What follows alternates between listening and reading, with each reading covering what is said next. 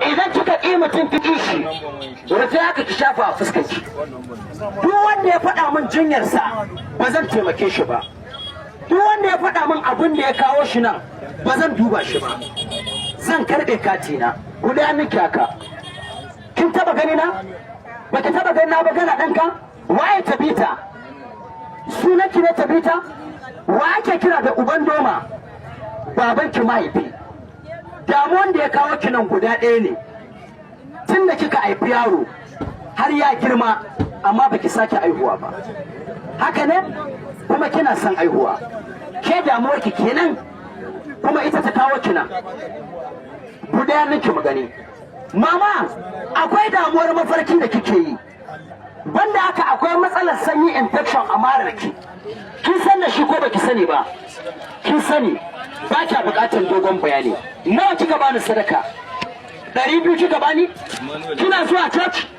Ki sa min baiko na 200 in kika je church da na san asuwa. Zan taimake ki kyauta. Kire takalmi ki zo ki tsaya anan zan hada miki magani.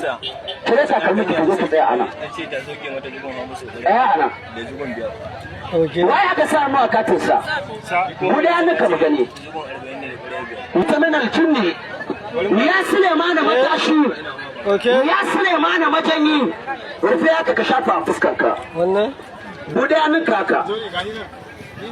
Ka taba gani na? Sunanka Emmanuel?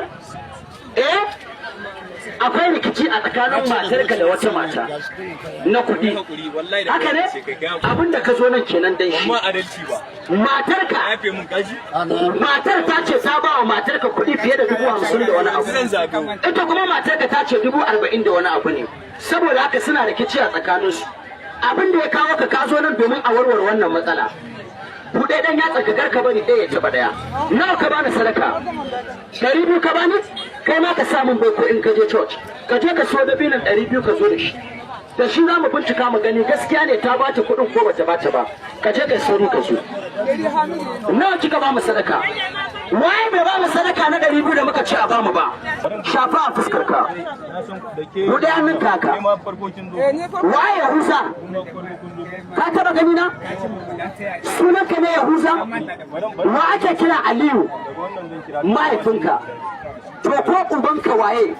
Ko ubanka waye a faɗin Najeriya? Ƙarya kake ka zo nan ka ce babu asiri. Ƙarya kake ka ce babu maita.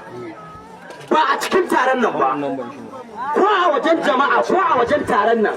Wanda yake cewa babu maita.